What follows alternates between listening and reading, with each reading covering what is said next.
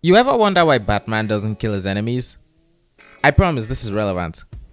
The truth is that no matter what Watsonian in-universe reason any comic hero may demonstrate for why they don't just kill the guy who keeps breaking out of prison to go on murder sprees, there is a simple Doylist reason. If the villain dies, the writers won't be able to use them again. And thus we have the concept of the recurring villain, an enemy that can keep coming back to challenge the hero even after being defeated.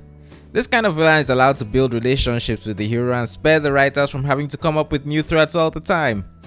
However, not every villain can be a recurring opponent due to the nature of the antagonism, and Lila Rossi is a perfect example of that type of villain, because in one episode the writers completely ruined her. Lila has been an on-again, off-again antagonist going against Marinette since the end of the first season of Miraculous Ladybug, with her main weapon being her ability to deceive people and make them think whatever she says is true. She uses these lies to build other people's belief and trust in her until no attempt to prove her wrong can work because of the trust she's gained. However, one specific episode of Miraculous Ladybug completely ruined her character and any investment the audience may have in seeing her eventual downfall. And it all stems from the fact that the writers pulled the trigger way too early. I've already covered Lila to some length in this video, which I do recommend you watch. But I think the Ladybug episode in season 3 deserves a special look for why an episode like this is just completely antithetical to the kind of villain Lila is. As far as the show is concerned, Lila is a villain whose power is built upon her image, intelligence, and maintenance of her reputation. But that means that she can't lose. When she plays the role of antagonist, the show has one of two options: either let her win or make sure she can save face even if she loses. And that's where the Ladybug episode failed. It bit off more than it could chew. For those who need a refresher, Lila's goal in this episode is getting Marinette expelled. She frames her for stealing exam answers, pushing her down the stairs, relentless bullying, and theft. And through it all, she posits one thing as a fact: Marinette has been hurting her. And that's where the episode overplayed its hand. Ladybug was a notable episode. Most people who have seen it will tell you that. But it's still just an episode near the end of the season, though not actually at the end. It was never intended to be the last confrontation between Marinette and Lila, but Lila's lie was too big. It would be one thing if she just stopped at framing Marinette for theft and cheating, but the moment she pit her reputation directly against Marinette's ability to keep going to school, the show set itself up for failure by choosing to keep her on as an antagonist afterwards. Because it was never going to expel Marinette. This was a fight Lila couldn't win.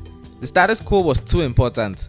But Lila had, to reference Jeff Winger from Community, drawn a circle around something and called it the truth.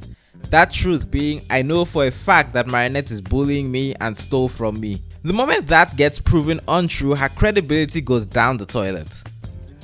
Lila's claims are so big that there is no way to prove Marinette's innocence than to prove she's lying. It's not just that there is evidence Marinette is guilty, it's that she puts herself up as a witness. So when Marinette's innocence is proven, what should happen is the realization that Lila lied. Despite what Alia thinks, the fact that she believes Marinette is telling the truth means that she has to accept that Lila is lying about being bullied and assaulted. And if that isn't bad enough, the episode still tries to maintain a veneer of intelligence around Lila that backfires spectacularly, because it concluded that the only way to prove Marinette's innocence is with another lie from Lila, because she's just such an amazing liar. But the episode has forgotten that the initial premise is built on Lila's credibility. She claimed Marinette personally pushed her down the stairs and had been harassing her. Going back on that would be social suicide. But not only does Lila agree to intentionally discredit herself, but her solution is to claim that she had a disease that makes her make things up. She admits to being behind everything and then farms sympathy by making everyone think she has a disease that makes her deceitful. And this is when the curtains fall and the hand of the author becomes fully visible, because she faces no consequences for this.